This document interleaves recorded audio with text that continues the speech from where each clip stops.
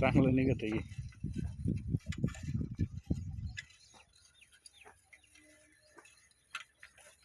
भारी. खुरपायची काही गरज नाही का हो? आता हे म्हणायचं काकारणी चालू आहे आणि त्यानंतर उलट धरलं की पाळी चालू. जुगाड एक नंबर आहे का हो?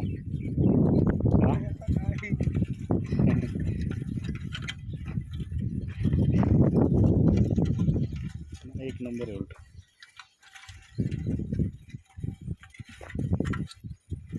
तर बायांना खुरपायला मोकळा म्हणा. हा, तुम्ही सगळं आपलं घरगुतीच करताय ना? होय. नाही भारी.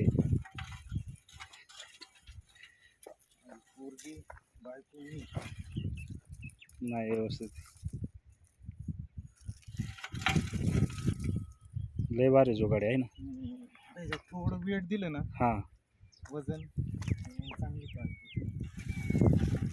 आता पाळीत चालले चांगले. आता त्याला थोडा बोजा पाहिजे ना. थोडस 4-5 किलो. होय.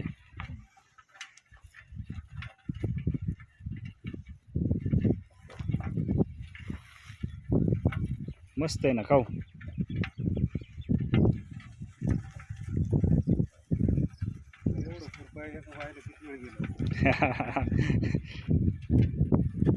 अहो, 1 तास खुरपायला गेलं असतं. आता हे केल्यानंतर कसं रान झालंय. एक नंबर खुरापणीसारखंच झालंय.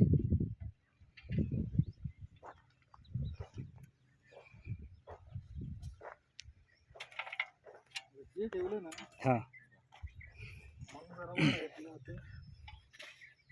बरं क्लिअर निघते है ना. गावात नाही राहत. शेतकऱ्यांनी सगळ्या शेतकऱ्यांनी असं जुगाड केलं तर एक नंबर होते का मामा? सगळं तण निघून येते. एक नंबर जुगाड आहे. आपण पाहिलं तर असं तण सगळं निघून येते. हां, हां, माती पाहिलं तर एवढे भुसभुशीत होते. एक नंबर शेतकऱ्याचं नियोजन आहे.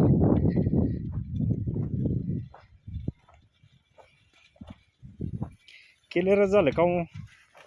थोडा आता एक बाय असली ना, हां, 2 तास कडकडत सगळं ओके होते. असं नियोजन केलं तर फायदा होतोय ना शेतकऱ्यांचा. ते आता सांगा, बाय असते खुरपा इतकं खुरपलं असतं नसतं ना. आणि समजा याच्यात मेथी टाकली, कोथिंबीर टाकली तरी जमते. आहे ना, आपलं साऱ्यात नाही का, हां हां, धनं टाकलं, मेथी टाकली, शापू टाकली, त्याने कुटाळता येतं. तरी एक नंबर येते.